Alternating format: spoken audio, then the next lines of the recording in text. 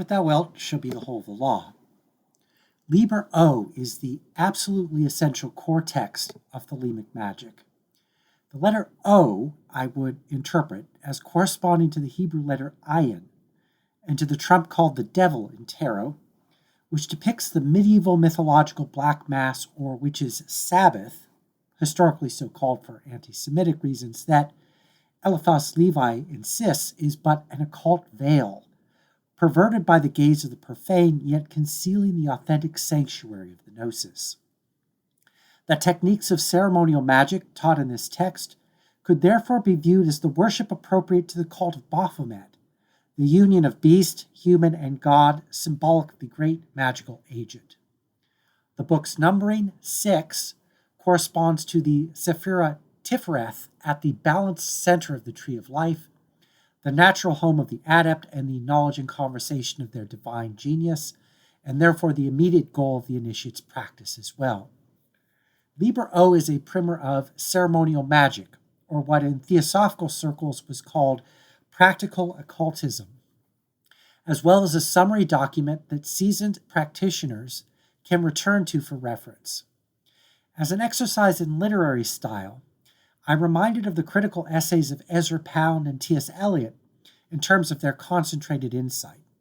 Its modernist concision condenses the essence of the Golden Dawn magical system into 15 pages of clear prose, yet nothing necessary for the beginner to know is omitted.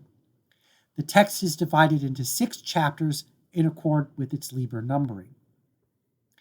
The all-important first chapter lays out the skeptical and empirical methodology underlying the order's approach to the great work. Crowley's experimental and pragmatic exhortation that by doing certain things, certain results follow, in terms of the magical phenomenon, oracular, visionary, and ecstatic, is accompanied by a warning, quote, against attributing objective reality or philosophical validity to any of them, unquote. This is a hermeneutical, not a metaphysical statement. This viewpoint is not equivalent to postmodern relativism in any of its popular cultural versions. Objectivity is not here being called into question, just our pre-self-critical assumptions regarding how we interpret such a slippery and ambiguous category as reality. Perhaps this qualification was more necessary back in the 1980s and 90s when the Robert Anton Wilson School of reading Crowley had a more dominant presence in the neo-pagan scene than it has now, and the philosophical content of Crowley's thought was treated as a bluff or joke, as an excuse for having failed to understand it. The populist liberal centrism that sustained this kind of intellectually lazy reading of Crowley has, however, been eroded, along with the middle class that sustained it over the last 20 years of American imperial decline.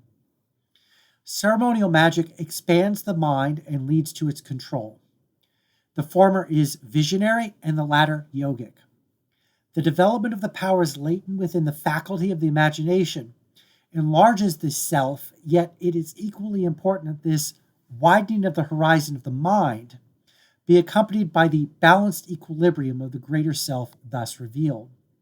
Therefore, Crowley insists, quote, it is essential that he, the magician, remain the master of all that he beholds, hears, or conceives. Otherwise, he will be the slave of illusion and the prey of madness, unquote.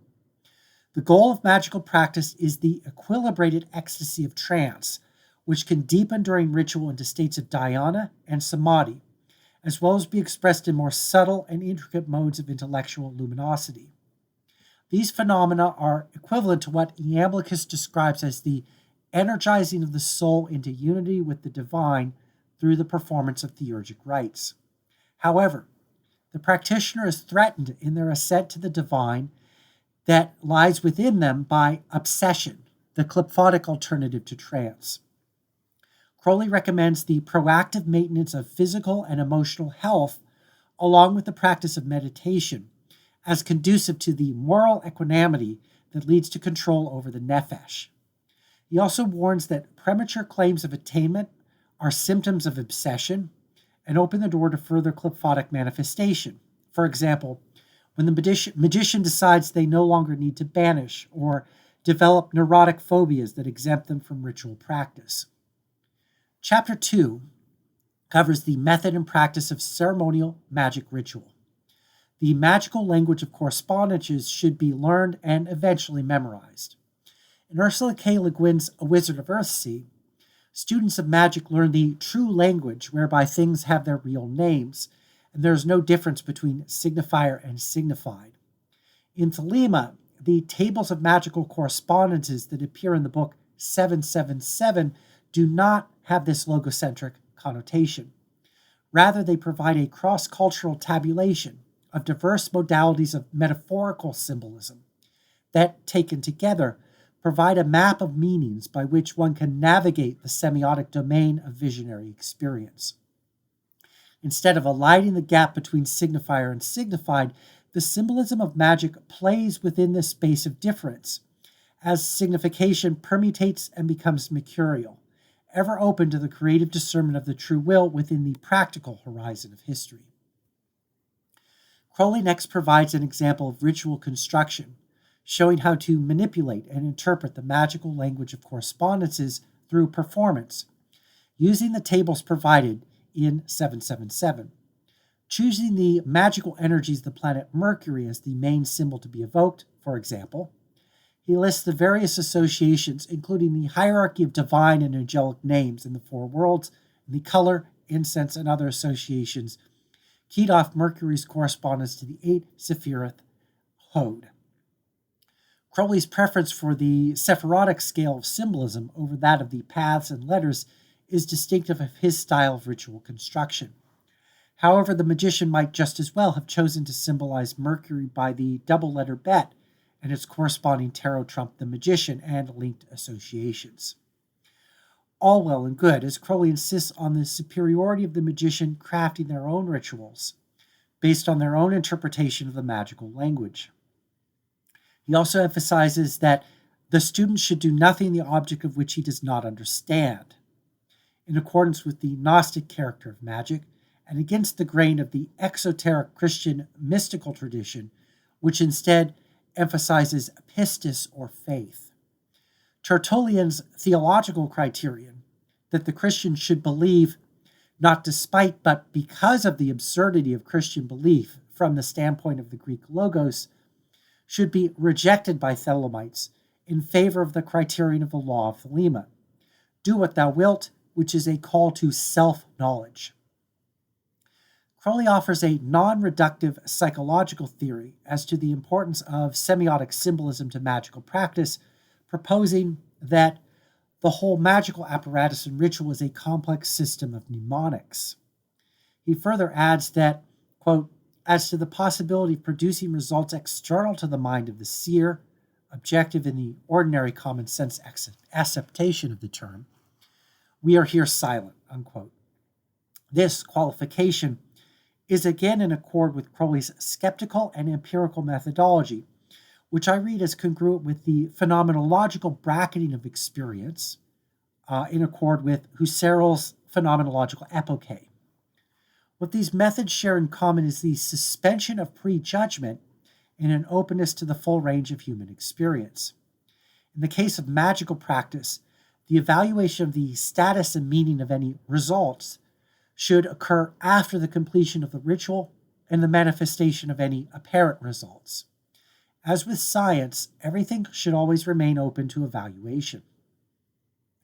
The remainder of Liber O consists in descriptions of 5 basic practices of ceremonial magic: the assumption of God forms, the vibration of divine names, the various lesser and greater rituals of banishing and invoking, using the pentagram and the hexagram forms, astral projection, and rising on the planes. Over the course of chapters 3 through 6, Crowley also introduces the various signs of the grades, all of which are a species of God form, signifying the initiatory ascent of the Sephirot of the Tree of Life from Malkut to Tifereth, from Probationer, the sign at the entrance of silence, up through the 5 elemental grades, including the portal of Parokath, and the full ceremonial analysis of the keyword INRI associated with the opening of the vault of Christian Rosenkreuz in Tifereth. The Aurorita formula is also slipped in the midst of the indications for the lesser ritual, the hexagram. Crowley recommends concentrating the mind on the various symbols used in the ritual such that all consciousness of anything but these symbols should be absolutely blotted out. This attainment of one-pointed intentionality of the mind is equivalent to yogic dharana and can potentially give rise to dhyana and samadhi. The ultimate goal, the ultimate unity of magic and mysticism, or ceremonial theurgy and yoga, is implied. In magic, one symbolically posits oneself as a divine being. This being accomplished, the consciousness of that divinity is disclosed within and as the magician's own mind. The text of Liber O is perfectly clear what the purpose of the traditional battery of pentagram and hexagram rituals are for. Crowley clearly writes that the banishing ritual should be used at the commencement of any ceremony whatever. At the risk of being boring or repetitive, let me again repeat my personal opinion that magicians who cannot or will not banish are a menace to themselves and to others. They are no different from people who refuse to use psychoactive drugs responsibly, resulting in addiction and associated detrimental social behaviors. Magic is powerful stuff and needs to be approached responsibly. By banishing, the magician signifies to themselves that they are approaching the great work with care and concern and not selfishly goofing off for a thrill. The details of the pentagram and hexagram rituals are traditional, and my remarks on their structure are written up elsewhere. For Crowley, the distinction between the lesser and greater versions of the ritual is based on whether one is invoking all of the elements or planets together in an equilibrated form, which is their so-called lesser version of the ritual, or invoking a particular element, planet, or sign, in which case this is called using the greater version of the ritual. However, this usage is for convenience of reference and does not actually imply that the lesser version is beneath or less than the greater version. As for the distinction between the invoking and banishing forms of the ritual, this is largely aesthetic rather than involving a qualitative distinction between the forms. They both banish or equilibrate the magical universe of the practitioner. The invoking form simply banishes by invoking. Crowley writes that success in banishing is known by a feeling of cleanliness in the atmosphere, success in invoking by a feeling of holiness, noting that it is unfortunate that these terms are so vague. The 5th chapter of Liber O contains practical instructions for astral projection, colloquially called pathworking by the contemporary neo-pagan magical community, or active imagination by Carl Jung. Crowley's poetic title for the practice is Viator in Regnis Arboris, meaning traveler in the realms of the tree being the tree of life. In a thelemic context, astral projection serves to give visionary life to the semiotic domain of the magical language, permitting its oracular analysis, while facilitating the divine ascent of the domains of mystical experience mapped by the tree of life. Throughout, the imagination serves as a gateway to the contemplation of the deep regions of being. The practice itself involves the building up of a so-called body of light, meaning the magician clearly builds up in their imagination an image of their physical body, with whatever embellishments they desire in terms of symbolically significant garments, weapons, etc.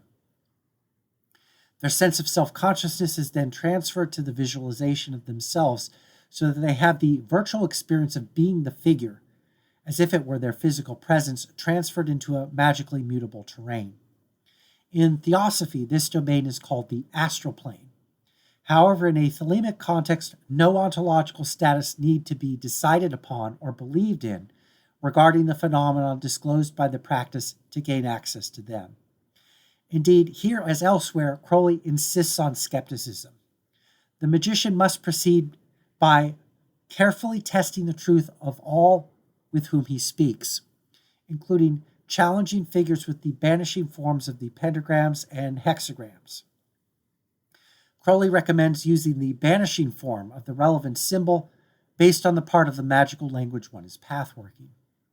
For example, if one is attempting to have a vision appropriate to Capricorn, tracing the banishing hexagram of Earth inscribed with the astrological sigil of Capricorn will cause any hostile being to shrivel or decay. Concurrently, any friendly beings congruent with the symbolic mode being invoked will be strengthened by the tracing of the figure and enabled to speak or otherwise signify the oracle they have been summoned to deliver. There are other details I consider arbitrary conventions. For example, that the body of light should rise in the air to commence the vision. These can be modified or not based on personal preferences. In Michael Harner's classic work, The Way of the Shaman, which I recommend, he suggests sliding down a tunnel into a mythical underworld as a technique to begin a vision. Or one can visualize a door inscribed with the symbol to be invoked and walk through the door, and so forth. In all cases, the goal of the practice is the control of the mind through the control of the images arising within the mind, exactly the way that yoga facilitates control of the mind by controlling the way thoughts occur within the mind. The principal use of the practice, Crowley writes, is so the magician may be perfect master of every idea that may arise in his brain, to dismiss it, to transmute it, to cause it instantly to obey his will. Chapter 6 concerns the practice of rising on the plains. Its Latin title, Sagittae trans lunam, or arrow through the moon, likens the magician's spiritual aspiration to the ascent of an arrow launched up the middle pillar from Malkut and passing through Yesod, the moon, towards Tiferet, the sun. The path of the letter Samek runs up the tree from Yesod to Tiferet and corresponds to Sagittarius, the archer. Also, the letters of the paths leading upwards from Malkut, namely Kuf, Tav, and Shin, together spell the word Kesheth, Kuf, Shin, Tav, meaning an archer's bow. In the Zelator 1 equals 10 grade of the Golden Dawn, the bow formed by these letters is further likened to the rainbow of promise set above the earth after the flood in the book of Genesis. Taken together, this symbolism alludes to the transit of the astral plane to the higher planes where the source of the self resides. In Kabbalistic terms, this is the raising of the mystic from Yetzirah to Bria, whereby the Shekinah and Malkut is reunited with her Lord Adonai and Tiferet through the mediation of Yesod, this being the worshipper's relation to the messianic Tzaddik, interpreted here as the holy guardian angel, who is described as the foundation of the world. In the practice of rising on the plains, the transition from Yetzirah to Bria, or from the vision to the source of visions, is effected through the concentration of the mind upon the images invoked, a species of dharana described in Liber O. The main difference is twofold. First, in the standard regimen of banishing rituals and other ceremonial invocations, one-pointed concentration is achieved incidentally, whereas dharana is the primary goal of practice when rising on the plains. Second, whereas the dharana arising during ritual occurs upon a symbolic mental image, the objective when rising on the plains is to achieve the same result while banishing all positive images from the mind. In yoga, this is considered a superior result, although what this means experientially must be phenomenologically encountered by each practitioner personally and evaluated accordingly. The magician rises upward upon the astral plane, that is to say, in their imagination, and continues to ascend indefinitely, resisting the coalescence of any images through continued ascent. There is some rhetorical hyperbole included in Crowley's description of the magician's efforts to concentrate, which should be enjoyed for their literary quality and not be taken too literally. Realistically, the practice should conclude when fatigue becomes apparent, in accord with Crowley's instructions on dharana in Liber E that it is very important to avoid overstrain. In no case should the magician pass out, and this would in any case indicate the failure of the practice. Dhyana and samadhi are states of superconsciousness, not of unconsciousness. Although, again, what this distinction consists of practically and phenomenologically must be individually discovered by the practitioner. Love is the law, love under will.